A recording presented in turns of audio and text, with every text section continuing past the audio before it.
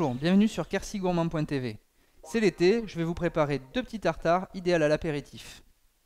Un tartare de tomates. Pour ce faire, vous aurez besoin de 3 belles tomates que vous aurez au préalablement mondées, un oignon ciselé, du thym, de l'ail, de l'huile d'olive, du sel et du poivre, et un tartare de saumon, une escalope de saumon que vous aurez préalablement fait désarrêter par votre poissonnier, une Granny Smith, quelques jeunes pousses, de l'huile d'olive et toujours du sel et du poivre. Nous allons commencer par tailler le tartare de tomates. Découpez vos tomates en quartiers. Retirez l'intérieur pour ne garder que la chair. Puis découpez de petits cubes réguliers.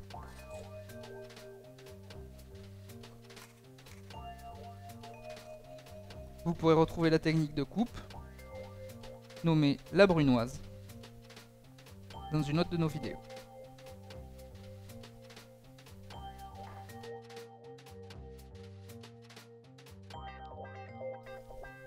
Ajoutez un petit peu d'oignon ciselé. Ajoutez ensuite un petit peu de thym, une pincée de sel, un tour de moulin à poivre, un filet d'huile d'olive,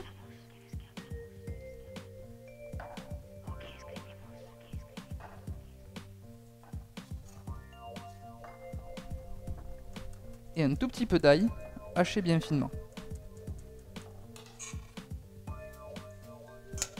Mélangez et mettre au frigo une bonne heure de façon à ce que les tomates rendent leur jus et d'avoir un tartare bien frais. Pour le tartare de saumon, votre escalope de saumon, sans avoir enlevé la peau, pré-taillez-la pour en tirer de belles lanières régulières. Le fait de ne pas enlever la peau vous permettra une taille plus régulière et de conserver une bonne prise sur votre tranche de saumon.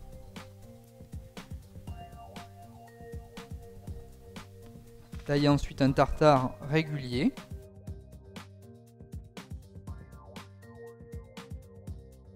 Pour la pomme verte, qui elle apportera de la fraîcheur et du croquant dans votre tartare,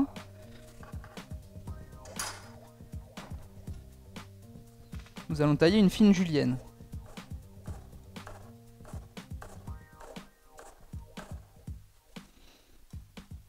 Il n'est pas nécessaire d'en avoir beaucoup.